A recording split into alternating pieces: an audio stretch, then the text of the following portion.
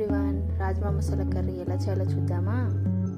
Ingredients: rajma రాత్రంతా నానబెట్టి ఉడికించిన, టమాటో ప్యూరీ, ఉల్లిపాయ ముక్కలు, అల్లం వెల్లుల్లి పేస్ట్, ఫ్రెష్ క్రీమ్ లేదా మీగడ, మసాలాలు: బిర్యానీ ఆకు, దాల్చిన చెక్క, లవంగాలు, ఇలాచి, షాజీరా, కారం, ఉప్పు, పసుపు, ధనియాల పొడి, గరం మసాలా, కసూరి మేతి, నూనె, కరివేపాకు, కొత్తిమీర.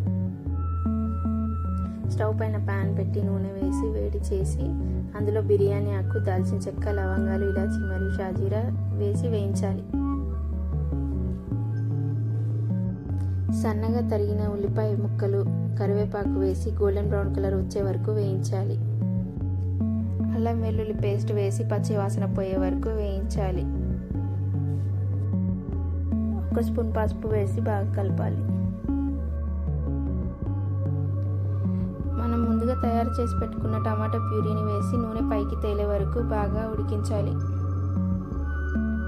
ఇందులో తగినంత కారం, ఉప్పు వేసి బాగా కలుపుకోవాలి. మసాలా వేగాక తగినన్ని నీళ్లు పోసి గ్రేవీని కొంచెం సేపు మగ్గించాలి. మనం వేసిన టమాటా ప్యూరీ పచ్చివాసన పోయి నూనె పైకి తేలే వరకు ఉడికిస్తే కర్రీకి అసలైన రుచి వస్తుంది. రాజ్మాలో ప్రోటీన్లు మరియు ఫైబర్ పుష్కలంగా ఉంటుంది కాబట్టి ఆరోగ్యానికి చాలా మంచిది. ముఖ్యంగా బరువు తగ్గాలనుకునే వారికి లేదా హెల్దీ డైట్ పాటించే వారికి ఇది ఒక బెస్ట్ ఆప్షన్. గ్రేవీ మరుగుతున్నప్పుడు ముందుగా ఉడకబెట్టి పెట్టుకున్న రాజ్మాను వేసి మసాలాలన్నీ పట్టేలా ఒక 5 to 10 minutes మూత పెట్టి ఉడికించాలి.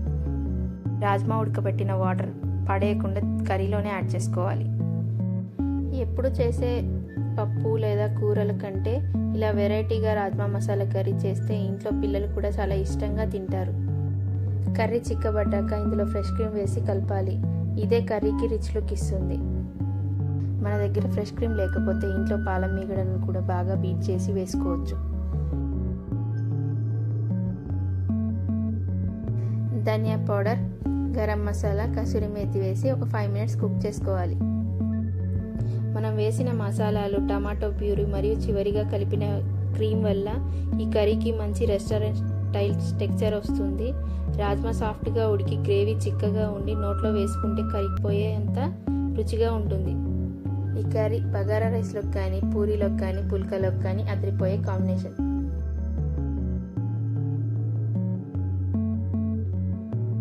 చివరిగా సన్నగా తరిగిన కొత్తిమీర చల్లుకుంటే ఎంతో రుచికరమైన రాజ్మా మసాలా కర్రీ రెడీ. కర్రీకి సర్వింగ్ బౌల్లో తీసుకొని వేడివేడి రైస్తో తింటే ఆ రుచే వేరు.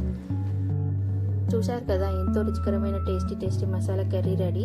ఈ రెసిపీ మీకు నచ్చినట్లయితే తప్పకుండా లైక్ చేయండి, మీ ఫ్రెండ్స్ అండ్ ఫ్యామిలీ మెంబర్స్కి షేర్ చేయండి.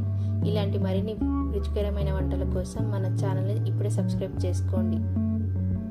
పక్కనే ఉన్న గంట సింబల్ని నొక్కడం మర్చిపోకండి. Thanks for watching.